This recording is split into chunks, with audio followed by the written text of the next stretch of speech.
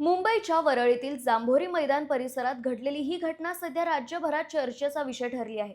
महिला आरक्षण विधेयकाच्या अनुषंगाने भाजपकडून काँग्रेस विरोधात मोठा मोर्चा काढण्यात आला होता.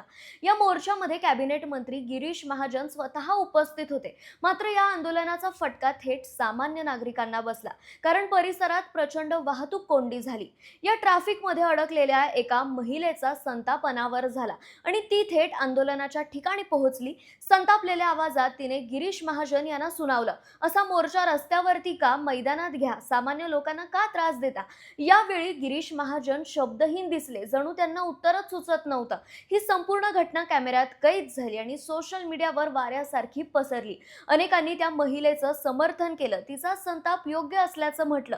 सामान्य नागरिकांचा आवाज आहे असंही अनेकांनी मत व्यक्त केलं. दरम्यान या प्रकरणावर गिरीश महाजन यांनी माध्यमांसमोर स्पष्टीकरण दिलं. त्यांनी सांगितलं की मी त्या महिलेला सांगितलं होतं की 15 ते 20 मिनिटात ट्रॅफिक क्लिअर करू.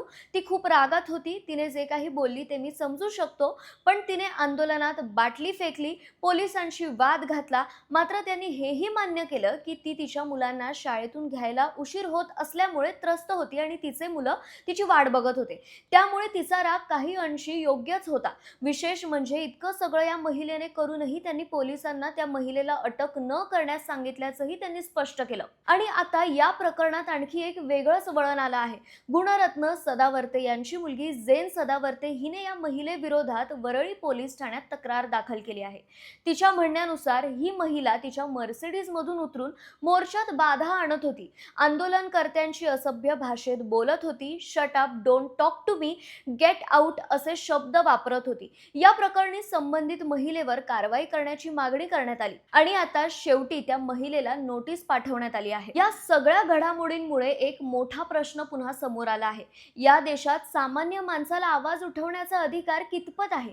लोकशाही व्यवस्थेत सरकार हे जनतेसाठी असतं, पण अशा घटनांमधून अनेकदा उलट चित्र दिसतंय. सरकारने हे लक्षात ठेवायला हवं. ते जनतेचे सेवक आहेत आणि सामान्य नागरिकांच्या सहनशीलतेचीही एक मर्यादा असते.